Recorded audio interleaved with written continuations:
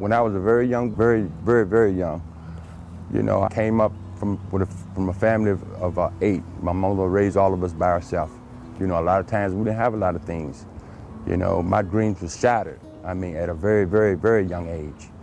And we didn't have VEPCO, sometimes we didn't have water. And as I got older, my mother, when she sent me off to school, a lot of times, you know, I would go to school and because we had kerosene lamps, sometimes, and we may not have water, sometimes, you know, I might have smelled a little like kerosene. So the teacher that I had, she would tell me that I smell, and she would put me in a corner, make me face the wall. She didn't really teach me anything. And as I got older, going through school, you know, I was illiterate, I couldn't read. And most of the kids in the school always made fun of me. So as I grew up a little older, I started, you know, wanting to reach out to somebody, and I had a next door neighbor. He took me around this old man's house.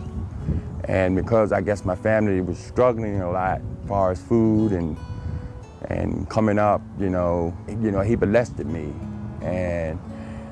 But I stayed into that for about a couple of years. But you know, he used to take me out and work, and I could make some money and I could come home and give it to my family, you know, to help put something on the table. As I got older, you know, so much on my mind and all, I guess I went down this dark road, crack cocaine, drug addiction, you know, and I was out there for close to 20 years. It seemed like I just lost all my senses. I always came to church, you know, I would sit in church and fall asleep, and Pastor Ron Johnson, you know, he prophesied over me one day.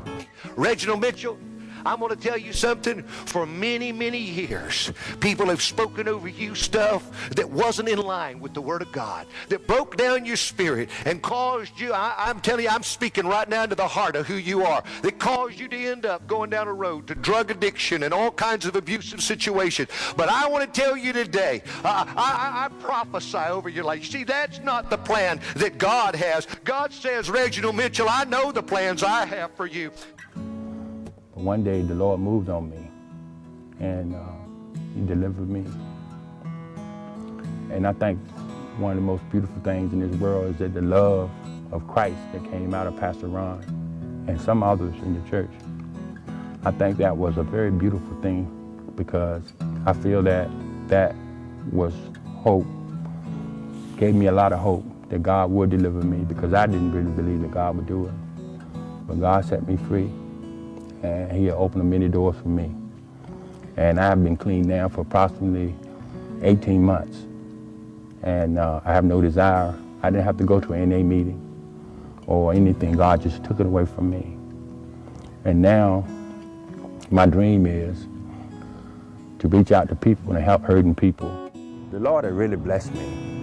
You know, he really made a way for me to dream again. You know, we should be loving disciples of God and reach across the aisle and really try to help people that's falling. That's my dream, you know, and I just thank the Lord so much that he have made a way for me to dream again.